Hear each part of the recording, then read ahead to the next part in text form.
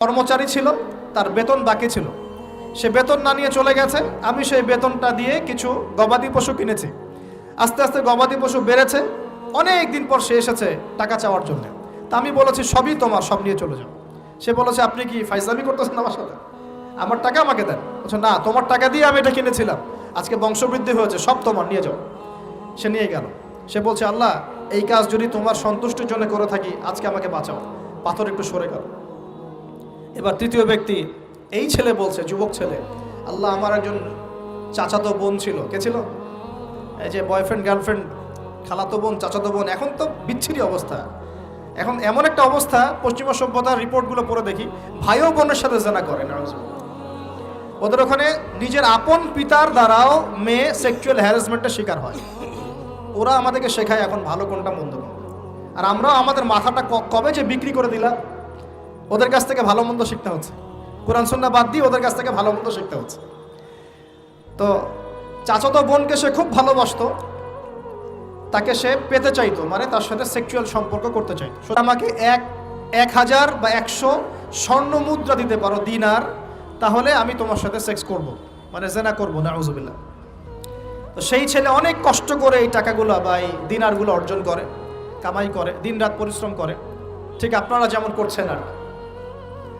তো এরপর সে তার স্বর্ণ মুদ্রা দেয়, দিয়ে বলে যে এখন আমাকে আমার কাজ করতে দাও। তখন সেই মেয়ে রাজি হয়। ঠিক যে মুহূর্তে তারা সেক্সুয়াল সম্পর্কটা করবে, ঠিক ওই মুহূর্তেই এই মেয়ে বলে ওঠে, হে আল্লাহর বান্দা, আল্লাহকে ভয় করো।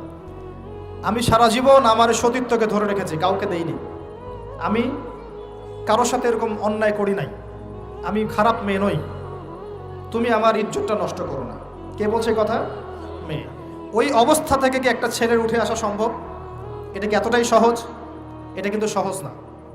সত্যি কথা বলতে এই বিষয়টা কিন্তু এতটাও সহজ না। যারা অবিবাহিত তারা হয়তো বুঝতে পারবে না, বিবাহিতরা বুঝতে পারছে। তো ওই অবস্থা থেকে সেই টাকাগুলো না নিয়ে সেই স্বর্ণমুদ্রা মেয়েকে দিয়ে ওখান থেকে সেই ছেলে উঠে আসে আল্লাহর ভয়ে।